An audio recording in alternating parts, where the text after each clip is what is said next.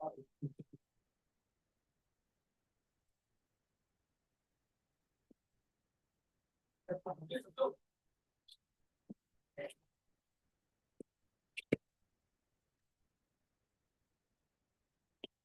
الله الرحمن الرحيم الحمد لله رب العالمين والصلاة والسلام على المبعوث رحمة للعالمين نبينا مولانا Muhammad وعلى آله وصحبه أجمعين أما بعد. So we continue on with our weekly fiqh class, and today we'll come to a conclusion inshallah on this topic of the mistakes that uh, the muhrims can make in the state of ihram inshallah. So there's in the next few pages he discusses in quite some detail regarding the killing of animals and so on. In reality, this is very unlikely, but essentially I'll cover the basics of it and then we'll kind of skip on inshallah. It says, وإذا قتل المحرم صيدا أو دل عليه من قتله فعليه الجزاء سواء في ذلك العامد والناسي والمبتدئ والعائد. He says that when a muhrim, when the person in the state of ihram, when they kill an animal, or they indicate towards killing an animal, right? Meaning they show someone that, listen, there's an animal or something. In that case, they must pay for compensation, or they must pay for that type of animal, meaning find the equivalent amount for that animal, and then they would pay that amount. Whether this was done by someone who intentionally showed the animal, or someone, or meaning someone who intentionally in the state of ihram he did it, or someone unintentionally, or someone who mistakenly also, or someone this was their first time doing it, or someone who did this repeatedly. So it doesn't matter. In all cases, he would have to pay that compensation. Right?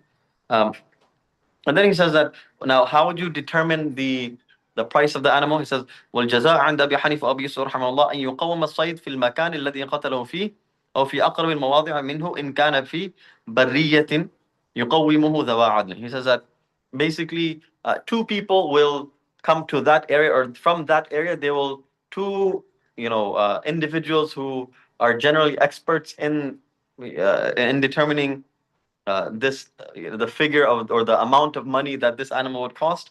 They would come to just upright people. They would come, they would give an estimate of how much this animal would have costed, and then that amount would be then he says ثم هو مخير في القيمة. And then he has the option, either إن شاء ابتاع بها هديا فذبحه إن بلغت قيمته هديا. Is if you want, he can buy an animal, that animal, and then sacrifice it if the value it reaches the hadi amount, meaning the small animal worth. Right? وإن شاء اشترى بها طعاما. If he wants, he can buy with that money. He can buy some food, and he can donate that. فتصدق به على كل مسكين نصف صاع من بر أو صاع من تمر أو صاع من شعير. Then, if he wants, then he can basically give that amount of food, or that amount of money in food to all the poor people in that area, and so on and so forth, right? And then there's some other opinions as well, which we'll kind of like skip over. If he wounds an animal, he speaks about this, or if he plucks some of the some of the feathers or something of that, those are also discussed, but it's a bit of extra detail which I feel most of us will not really encounter. And so if that does ever happen, then you could come see me, but I assume this is unlikely, right? So moving on, he says, and then if ومن كسر بيض صيد فعليه قيمته. If you break the egg of an animal, then you'd have to pay for the value of that. Okay. وليس في قتل الغراب والحدأة والذئب والحية والعقرب والفأرة والكلب العقور جزاء. He says that essentially the killing of those things that are not only not consumed, but they're also harmful. For example, the killing of crows, kites, wolves, snakes, scorpions, rats, dogs, meaning wild dogs. There's nothing in this, and there's no compensation for that. So if you do kill any of those animals, essentially harmful animals, then you would not need to pay anything. Okay. وليس في قتل البعوض والبراغيث والقراد شيء. And also, if you kill any mosquitoes, any cockroaches, or any ticks or anything like that, also you don't have to pay anything as well. And this refers to all types of like any bugs or insects as well, right? You're not required. This is important because many of us, obviously, you find mosquitoes or other things. You may find it there. Um, ومن قتل قملة تصدق بما شاء. The one who kills lice. Lice is also a possibility. Hopefully not, but it is a possibility. In that case, you donate whatever you like, or whatever amount, right? Um, it says that this is when you find the lice on your body, right?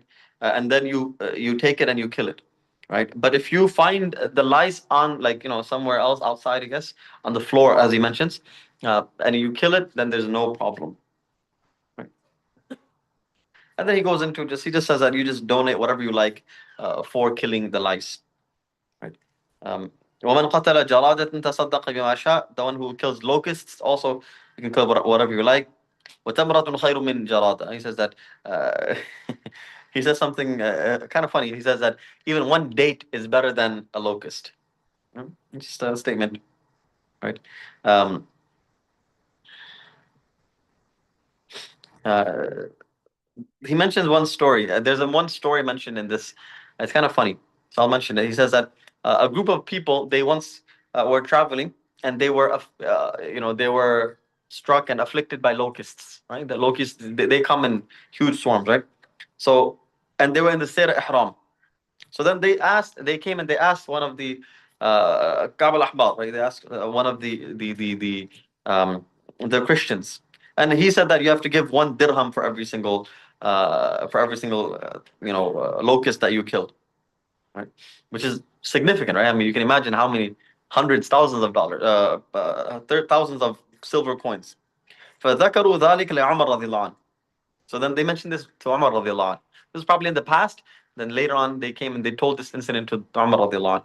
فقال ما أكثر دراهمكم يا أهل حمص تمرة خير من جرادة. And he says that, you know, you probably have too many dirhams. So you probably have too many dirhams. So why is he saying something like this? Then he makes a statement. He says, تمرة خير من جرادة. And he says that one date is better than a jarada, a locust. Right? So it's a funny statement, but that was a statement of Umar radiallahu anh. Okay. Um, he said, وَمَنْ قَتَلَ مَا لَا يُكَلُ لَحْمُهُ مِنَ السِّبَاعِ وَنَحْوِهَا. He says, if you kill any type of animal which is not consumed, generally, right? In that case, you must only pay for the compensation of that animal. وَلَا يُتَجَاوَزْ بِقِيمَتِهَا شَاتٌ. But the money, so let's say you kill a lion, for example, or anything, right? Elephant, I don't know, whatever. Anything that generally you cannot consume, right? In that case, you would pay for the value, but the value would not exceed a goat value. Meaning the maximum is the value of a goat. You just pay that much. Right. when صال السبع على محرم فقتله فلا شيء عليه. If a predatory animal attacks the muhrim and he defends himself, in that case, he will not have to do anything either. Okay. So far, so good. Any questions? Okay. You said about the egg. Egg, yeah. If you break the egg, then you should pay the. So some of the people cook their own food. Yeah, cooking food is fine, right? I mean, those eggs are unlikely. Those are not the hatchable eggs. Yeah, those are not the eggs that will hatch. Well, it's just food grade. To whom you pay the compensation? Generally, you can, like I said, you take that money. You can either, if the money reaches like a goat amount, then you can sacrifice the goat and then distribute the meat. If it doesn't reach that amount, or it's a smaller amount, then you can just donate to the miskins. ولا بأس بأن يذبح المحرم الشاة والبقرة والبعير والدجاجة والبطل كسكري. He says that there's no problem if the muhrim sacrifices. The muhrim is now slaughtering goat, cow, camel, chicken, duck, doesn't matter. But if he killed وإن قتل حماما مسرولا, right? أو ظبيا أو ظبيا مستأنسا فعليه الجزاء. But if he kills like pigeons that have pigeons, right? Or if he kills like domesticated deer, in that case they must pay for the compensation of that. Again, just getting a bit complicated, bit into the specifics. Okay.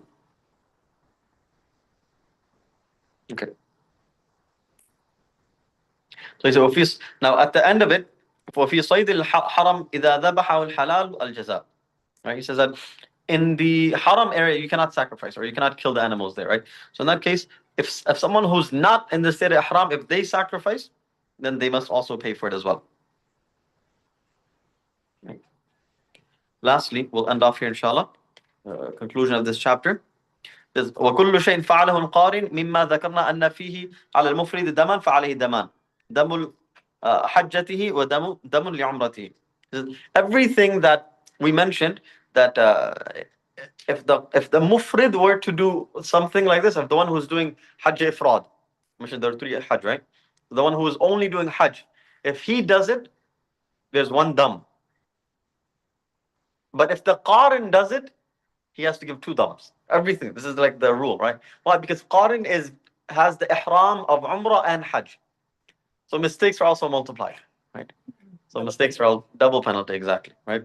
So إلا أن يتجاوز الميقات من غير إحرام ثم يحرم بالعمرة والحج فيلزم دم واحد.